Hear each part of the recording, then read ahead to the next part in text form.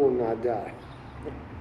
He will not die. No, but the neighbor will call the police. The neighbor has no right to call the police. Oh. You're disciplining your child. Well, you know, corporal discipline of a child is an interesting thing. It goes through stages in history where it's, you know, basically, I'll just do to my kid whatever I want to do to my kid. Or, no, that's not right. To be honest with you, from my own experience, my father, okay, I'll tell you the story real quick. I stayed out late one night, I came home. My mother was the tough one in the family. She told my dad, you have to spank him. My dad, you know, went through the motions, and I realized something. It actually hurt him more than it did me. Now, but something very good came from that. From that, I wanted to do the right thing because I didn't want to put my dad through the emotional stress of having to discipline me. But see? But it works. It works. It works.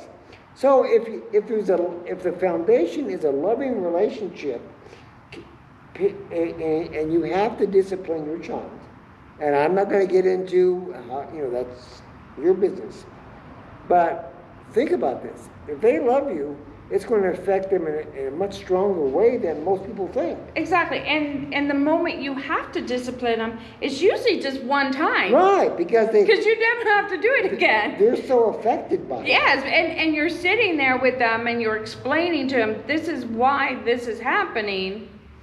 This is why you're getting spanked. You know, right.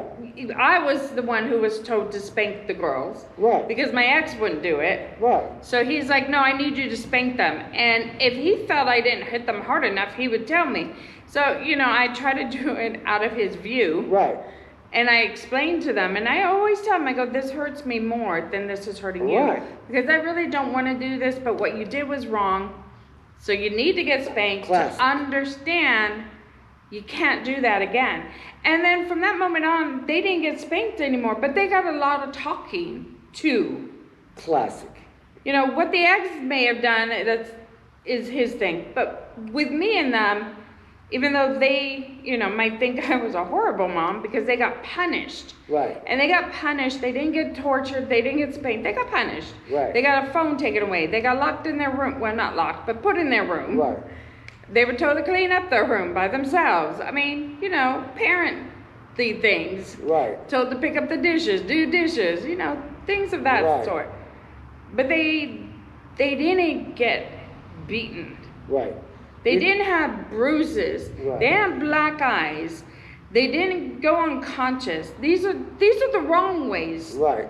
to hurt your child or to discipline your child and try to get them to do what you want them to do. You hit them, you tell them what it's for, what they did, and how it's not going to happen again. And you explain to them, this doesn't feel comfortable to me. I don't like it. As much as you don't like it, I don't like it. Right. But you did something wrong. And communicate with them. That's what words are for. Right. Because as they get into teenage years, it gets harder. Exactly. And they pull away, and you need to be accepting of that. Right. But you still need to remind them, these are my rules. This is how it's always been. Nothing has changed except your attitude toward me. And I understand that. So either we fix our attitude, or you'll just always be angry with me. I want to say something, which I normally don't say, to my good friend Christina, because obviously I'm superior.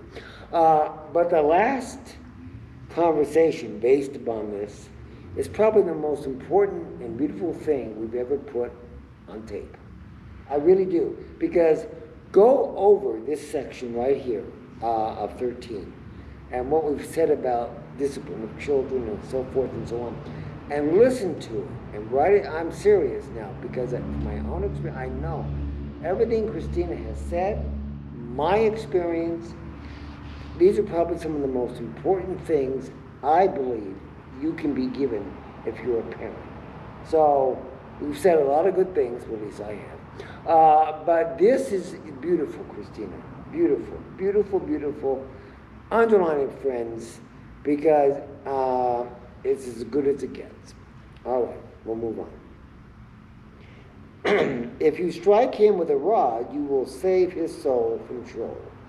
I have to disagree completely. I'm sorry. You know, I'm right. He has to react in the right way. No, he's a human being and you just heard him. Yes. This is why what I just said that Christina and I have said is important. It takes discernment. You got to know your kid. Kids are not stamped out by cookie cutters. Every kid is an individual.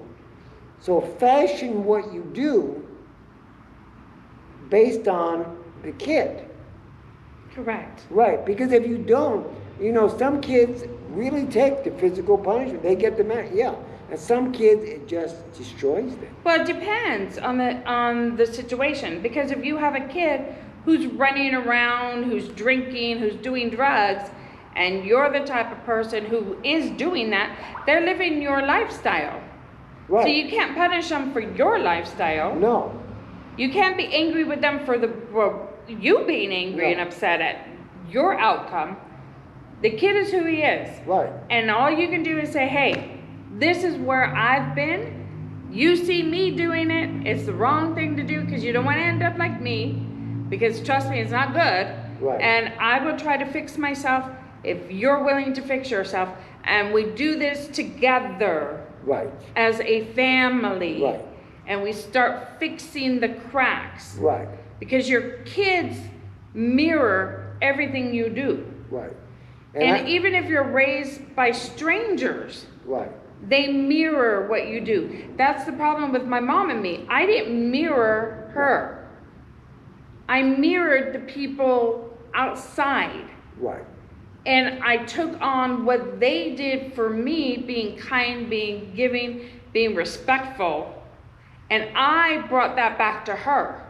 And that drove her insane because I didn't mirror her. Right.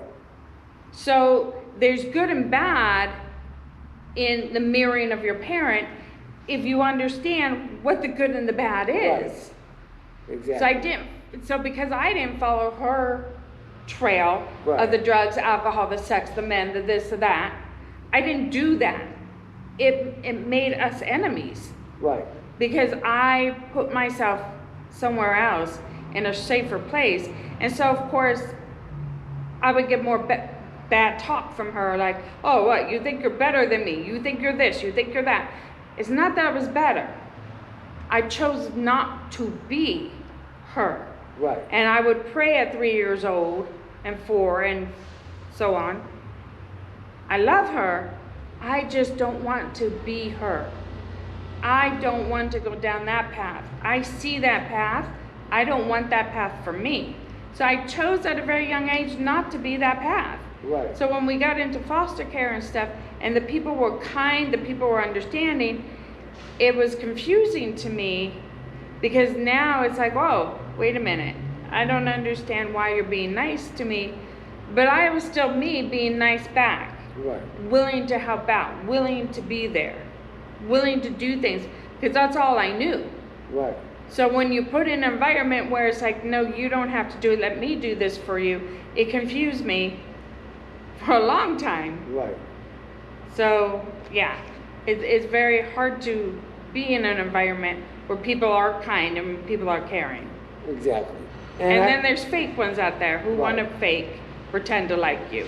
And I've learned that too, and that's hard for someone like me to learn. Right. Because people are nice, and you're like, oh, okay, they're nice. I can be nice, and the longer you're with them, you see that they're not nice, and you're like, well, wait a minute, what happened? I don't understand. You were nice, but now you're showing your true colors, and that confuses me because I'm not one who's going to change my being kind and being nice to people to being evil and cruel and bad talking. And that's confusing to me. Right. And I'm going to throw something in here that is, I'd like to say, Christina, and have no comment, and you'll understand why when I say it. Christina's written a book, Love, Devotion, and Hell. It's a phenomenal book, especially if you realize what she is today and what she survived and what she became. When her husband was killed, she went through some difficult times with her children, but the bonds were never broken. They became a little distant, and you could see it on Sundays. And I saw it on her face. It went through a history. And one day, like on her face, swear to God, I saw this. It's like everything returned to normal. And her relationship with her children is magnificent. It went through a rough time. I'm not going to go into details and everything, but the point is, it was real. It wasn't dramatic. I mean, it was rough from the standpoint of what it is, but all three of them are independent people. I mean, they all have their own. They're not. You know, the kids. You might not even know they're Christina's kids, but if you got to know them and the relationship, you'd understand. Anyway, I just wanted to throw that in. She has great kids. And she's raised them magnificently. It's a great book. And what we're saying in this section here, I believe, is very, very important. All right, let's move on. Where are we now? Which one are we on, Christina?